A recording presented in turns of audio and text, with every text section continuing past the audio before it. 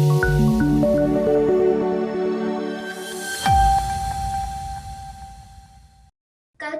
ધર્મતલા વિસ્તારમાં જુનિયર ડોક્ટરોએ અનિશ્ચિતકાળ માટે ઉપવાસ આંદોલન ચાલુ કર્યું. કોલકાતાના ધર્મતલા વિસ્તારમાં જુનિયર ડોક્ટરોનો અનિશ્ચિતકાળ માટેનો ઉપવાસ આંદોલન ચાલુ છે.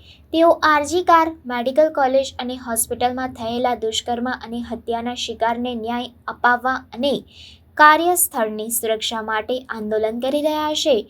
આ આંદોલનનો મુખ્ય ઉદ્દેશ્ય છે કે આરજી-કાર મેડિકલ કોલેજ અને હોસ્પિટલમાં થયેલા દુષ્કર્મ અને હત્યાના પીડિતાને ન્યાય મળે અને ડોક્ટરો અને અન્ય આરોગ્ય કર્મીઓ માટે કાર્યસ્થળ પર સુરક્ષા સુનિશ્ચિત થાય. આ આંદોલનના ભાગરૂપે જુનિયર ડોક્ટરો ધર્મતલા વિસ્તારમાં અનિશ્ચિતકાળ માટે ઉપવાસ પર બેઠા છે. આ આંદોલન દરમિયાન જુનિયર ડોક્ટરો દ્વારા અનેક માંગણીઓ કરવામાં આવી છે. તેઓ આરજી-કાર મેડિકલ કોલેજ અને હોસ્પિટલના આરોગ્ય સચિવ એન.એસ. નિગમને તાત્કાલિક હટાવવાની માંગ કરી રહ્યા છે. તેઓએ આરોગ્ય વિભાગમાં થયેલી વહીવટી નિષ્ફળતાઓ માટે જવાબદારી નિશ્ચિત કરવાની અને ભ્રષ્ટાચાર સામે કાર્યવાહી કરવાની માંગ કરી છે. આ ઉપરાંત તેઓએ તમામ હોસ્પિટલ અને મેડિકલ કોલેજોમાં કેન્દ્રીય રેફરલ સિસ્ટમની સ્થાપના, બેડ ખાલી હોવાની મોનિટરિંગ સિસ્ટમ અને સીસીટીવી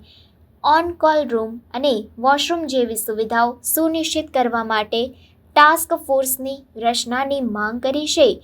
આ આંદોલનને અનેક લોકો અને સેલિબ્રિટીઓએ સમર્થન આપ્યું છે. આંદોલનકારીઓએ જણાવ્યું કે અમારા આંદોલનને કોઈપણ બાહ્ય દબાણથી અટકાવી શકાશે નહીં. અમે અમારા પીડિત બહેન માટે ન્યાય મેળવવા માટે આંદોલન ચાલુ રાખીશું. આ આંદોલન દરમિયાન કોલકાતા પોલીસ દ્વારા બાયો ટોયલેટ્સ સ્થાપિત કરવાની મંજૂરી ન આપવાના આરોપો પણ લગાવવામાં આવ્યા છે. આંદોલનકારીઓએ આંદોલન સ્થળે સીસીટીવી કેમેરા લગાવ્યા છે, જેથી પારદર્શિતા જળવાઈ રહે. આ રીતે કલકત્તાના ધર્મતલા વિસ્તારમાં આરજી-કાર મેડિકલ કોલેજ અને હોસ્પિટલની પીડિતાને ન્યાય અપાવવા અને કાર્યસ્થળની સુરક્ષા માટે જુનિયર ડોક્ટરોનો અનિશ્ચિતકાળ માટેનો ઉપવાસ આંદોલન ચાલુ છે.